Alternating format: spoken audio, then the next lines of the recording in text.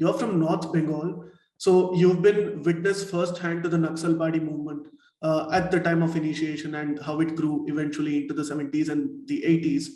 How difficult has this been for you, especially since you tend to have a slightly different ideological bent of mind, and especially since you've been a staunch critic of the Indian communist movement? Can you share with us some of the difficulties that you went through? See, in 1967, when that Naxalite movement started in a place called Naxalbari, which is just at the foothill of Himalayas, which is in the Darjeeling district, and from my house it is 60 kilometers.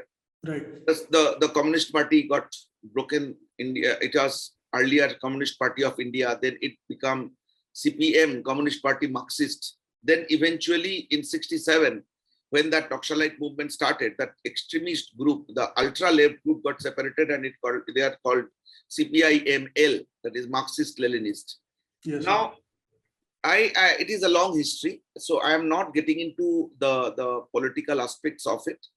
But what had happened is, my family was involved in that movement. My sister-in-law, my brother, they all were involved. In fact, entire Bengal was involved. Bengal was divided into two parts. Either you are a Naxalite or you are not a Naxalite. It was not that whether you were a Congress or anything.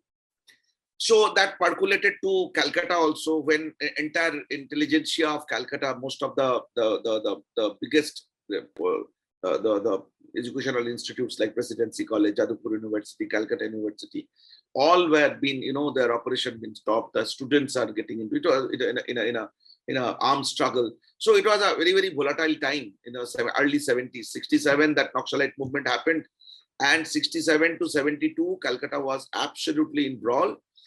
And slowly it transferred to, it moved towards the south. I mean, it goes to Bihar, then Jharkhand, then Orissa, then now it is more concentrated into the Chhattisgarh, South Chhattisgarh, Bastar area. Yes. Now, Sharan, you have to understand that communist movement, the political observers, political scientists, sociologists always made a mistake in our country when we say communist movement. Yes, initially it started as a communist movement, but in a democratic system, even from the beginning of, in 1947, the CPI, from that time to 67, if we consider this 20 years, the history of communist movement in India was completely under democratic process. They were part of Indian democracy. So I refuse to accept the fact that it was evolved as any communist movement. No, it was not evolved as any communist movement. Right. It is, you can say they are more like social democrats, not communists. Now, when this leftist group, the ultra leftist group, got separated from this, and they picked up guns. Along with picking up guns, they started following the China model of communism. Right. Now, what is China model? In 1960, when Mao Zedong took over the power in China, when that agrarian revolution happened in China, yes, he realized that power has come to the peasants, but the mindset of Chinese, that feudal China has not been changed. So a long march set out. In that long march, 4 million people were being killed. 4 years long march, which covered the entire geographical area of China. 4 million, 40 lakh, people were being killed. So Indian Communist Party, the ultra-left Communist Party, that which is Naxalite movement, they adopted the China model of revolution. Now, you have to understand the China model of revolution was the first nail in the coffin of communist movement in this country. How can a country like India, where in every 200 kilometers, their language, culture, food habit, the cultural practices gets changed. There, even in Bengal, in every 50 kilometers, the Bengali dialects get changed. In UP, you can get 69 languages or varieties of Hindi being spoken. How come this country like India can adopt a model which is a homogeneous country? China is a homogeneous country. China has never dealt with this kind of political situation. So essentially the mistake been happened that India started, they had the slogan like Chinese chairman is our chairman. Huh? So these are the predominant slogan they used to have. In Calcutta, the walls were full with this kind of dialogues. So what happened is these mistakes, when you make a mistake in the inception, you towards the evolutionary process, you just magnitude wise you keep increasing your mistakes. So India cannot be the model which model for Chinese or the Russian. India needs its own model. So the entire communist movement, my biggest criticism for the communist movement is that this Indian communist movement was never Indian. It never analyzed, it never understood the nuances of a movement, communist movement. I would have been very happy that if the Chinese model would have been the Indian model. Yes, the voices of the have-nots, voices of the proletariats needs to be heard, because India is always been ruled by the upper caste, the Hindu population. They have their own cultural identity. Indian ruling class as a class by itself. And it had happened very sporadically. It had happened not as a more like a statistical fluctuation, that where any Dalit or any lower caste people or non-Brahmin has come to the power of the state. So these are the fallacies. These are the shortcomings, loopholes of our democracy is there. But if anything is wrong in your democracy, to strengthen that for the purpose of what you are doing is the only job you can do in the name of voices of the voiceless, in the name of voices of the poor. You cannot import anything from abroad and say, see, this is the model we got from you. The model has to evolve from India. It had happened now. Now what had happened is in 1977, first communist government formed in West Bengal. And for first 10 years, one good thing this government has done is the land reformation. Now, Sharan, you have to understand, India was never a leftist or a rightist country. And even today, the definition of right that we consider BJP is a right-wing party, definition of right and definition of left is not like that. So if you ask me, I would say that I am right of the left and left of the right. That is my position, more of a centric. What had happened is Jawaharlal Nehru, when Congress Party, 1947, when the policies of India, the first 5-year plan was being formulated, then right-winger, left-winger, all were the part of Congress. A small fraction of Hindu Parishad was separately doing their own, working on their own agenda. Even the topmost RSS leaders were part of the Congress movement essentially. Sardar Patel or whoever had a decent voice inside Congress, but they never compromised on the national issues. So that's the whole policy of government of India was left inclined because of the Russia's influence. So entire Jawaharlal Nehru's policy was influenced by Russia.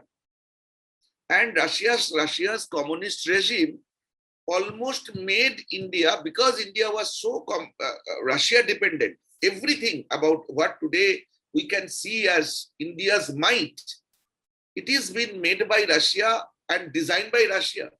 Like for example, power plants.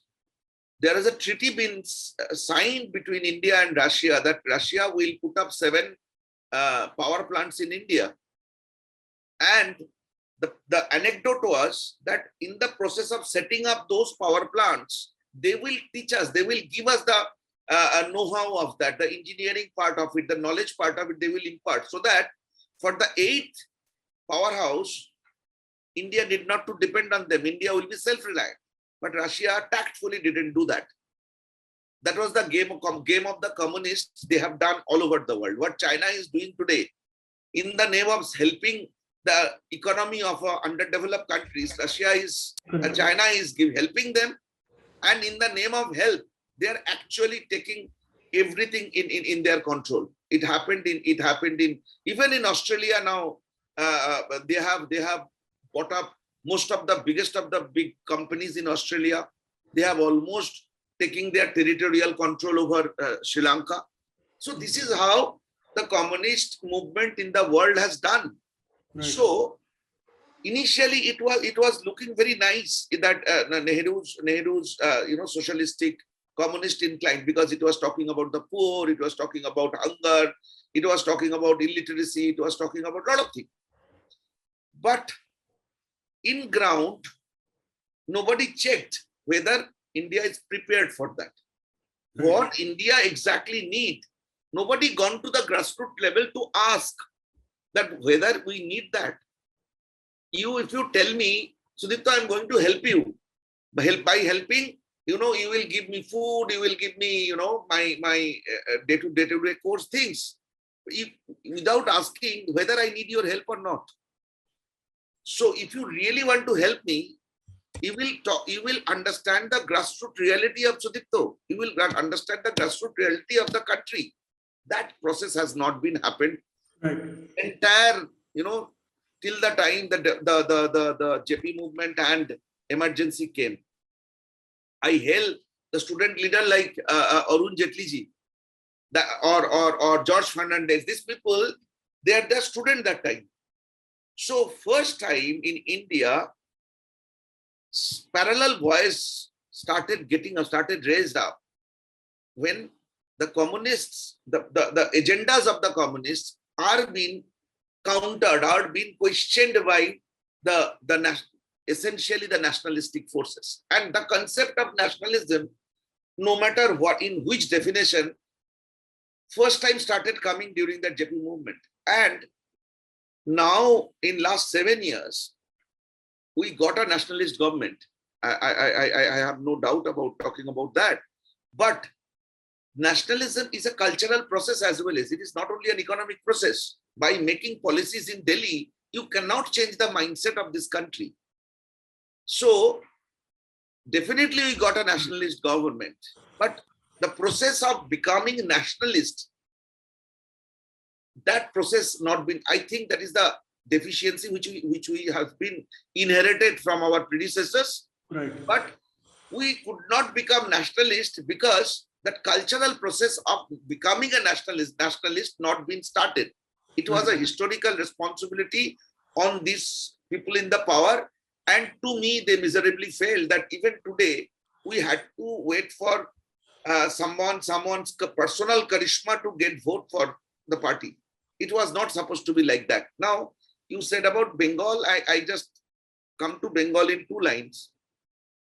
What happened is, from 77 onwards, it was a CPM government was there. Now, being CPM government, they were in constant tussle with the central government.